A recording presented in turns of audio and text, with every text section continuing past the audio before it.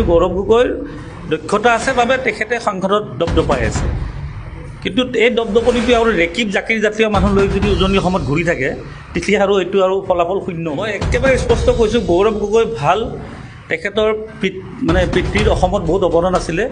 কিন্তু এই খুঁৱে বাৱে থকা যিবোৰ বিজেপি এজেণ্টক যেতিয়ালৈ তেওঁ ছাইড কৰিব নোৱাৰে গৌৰৱ গগৈ সফল যথেষ্ট ভাল মই উইচ কৰিছোঁ তেখেতক মোবাইলত তাত আৰু কি লোকদা তেওঁ থেংক ইউ দিছে বেনাৰ পোষ্টাৰ ফালি তেখেতক জনপ্ৰিয়হে কৰা হ'ব গৌৰৱ গগৈৰ যিটো যোৰহাটৰ যাত্ৰা তাতে আকৌ ৰেকিবুদ্দিন আহমেদ একেখন গাড়ীতে তাৰমানে গৌৰৱ গগৈৰ গোটেই পৰিকল্পনাটো ৰেকিবুদ্দিন আহমেদে মুখ্যমন্ত্ৰী জনাই থাকিব ৰাতি ৰাতি লগত দেখিছোঁ জাকিৰ চিকদাৰ এনেই উজনি নামনি বুলি এটা বিভাজন থাকেই মই নকলেও থাকে তাতে আকৌ জাকিৰ চিকদাৰ যোৰহাটত আকৌ জাকিৰ চিকদাৰ কোন জয়ন্ত মল্লৰ লগত একেলগে ভাত খাই থাকে গৌৰৱ গগৈ বিপদত পৰিব গৌৰৱ গগৈৰ মন ভাল মানুহ ভাল ল'ৰাটো ভাল দলটো উঠাব পাৰিব কিন্তু খুঁৱে বা বিজেপিৰ দালালবিলাক সোমাই এতিয়া ৰেকিবুদ্দিন আহমেদ বুলি ক'লে দুলু আহমেদৰ কথা বাদেই দিয়ক গোটেই অসমে জানে ৰেকিবুদ্দিন আহমেদ হৈ গ'ল মুখ্যমন্ত্ৰীৰ দালাল মই ৰাতিপুৱা কিবা এটা নগাঁৱত এনেকুৱা নিউজ পালোঁ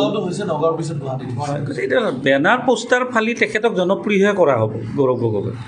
আৰু এটা কথা কি গৌৰৱ গগৈৰ মন ভাল মানুহ ভাল ল'ৰাটো ভাল দলটো উঠাব পাৰিব কিন্তু খুঁৱে বা বিজেপিৰ দালালবিলাক সোমাই আছে মই গাড়ীটো দেখা পাইছোঁ এতিয়া ৰেকিবুদ্দিন আহমেদ বুলি ক'লে দুলু আহমেদৰ কথা বাদেই দিয়ক গোটেই অসমে জানে ৰেকিবুদ্দিন আহমেদ হৈ গ'ল মুখ্যমন্ত্ৰীৰ দালাল বিজেপিৰ এজেণ্ট এতিয়া গৌৰৱ গগৈৰ যিটো যোৰহাটৰ যাত্ৰা তাতে আকৌ ৰেকিবুদ্দিন আহমেদ একেখন গাড়ীতে তাৰমানে গৌৰৱ গগৈৰ গোটেই পৰিকল্পনাটো ৰেকিবুদ্দিন আহমেদে মুখ্যমন্ত্ৰী জনাই থাকিব ৰাতি ৰাতি লগত দেখিছোঁ জাকিৰ চিকদাৰ এনেই উজনি নামনি বুলি এটা বিভাজন থাকেই মই নকলেও থাকে তাতে আকৌ জাকিৰ চিকদাৰ যোৰহাটত আকৌ জাকিৰ চিকদাৰ কোন জয়ন্ত মল্লৰ লগত একেলগে ভাত খাই থাকে গৌৰৱ গগৈ বিপদত পৰিব মই একেবাৰে স্পষ্ট কৈছোঁ গৌৰৱ গগৈ ভাল তেখেতৰ পিতৃৰ অসমত বহুত অৱদান আছিলে কিন্তু এই খুঁৱে বাৱে থকা যিবোৰ বিজেপি এজেণ্টক যেতিয়ালৈ তেওঁ ছাইড কৰিব নোৱাৰে গৌৰৱ গগৈ সফল হ'ব নোৱাৰে যথেষ্ট ভাল মই উইচ কৰিছোঁ তেখেতক মোবাইলত তাত আৰু কি লোকদা তেওঁ থেংক ইউ দিছে দল বেলেগ হ'ব পাৰে কিন্তু নীতি আদৰ্শ বেলেগ কিন্তু মিত্ৰতাৰ সময়ত আপুনি নিশ্চয় গুৰুত্ব দিব মিত্ৰতাৰ প্ৰস্তাৱ এতিয়ালৈ অহা নাই গৌৰৱ গগৈ নেতৃত্ব লৈছেই কিন্তু গৌৰৱ গগৈৰ আগতে যেতিয়া ভূপেন বৰাই নেতৃত্ব লৈছিল তৃণমূল কংগ্ৰেছক কিন্তু কোনোদিনে মাতা নাই হয়তো দুলু আহমেদ থাকে কাৰণে মাতা নাই নেকি নাজানো এতিয়া গৌৰৱ গগৈ কি সিদ্ধান্ত লয় আমাৰ হাইকমাণ্ড আছে আমি হাইকমাণ্ডৰ লগত কথা পাতিম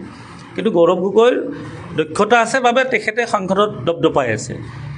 কিন্তু এই দপদপনিটো আৰু ৰেকিব জাকিৰ জাতীয় মানুহ লৈ যদি উজনি অসমত ঘূৰি থাকে তেতিয়া আৰু এইটো আৰু ফলাফল শূন্য হ'ব আৰু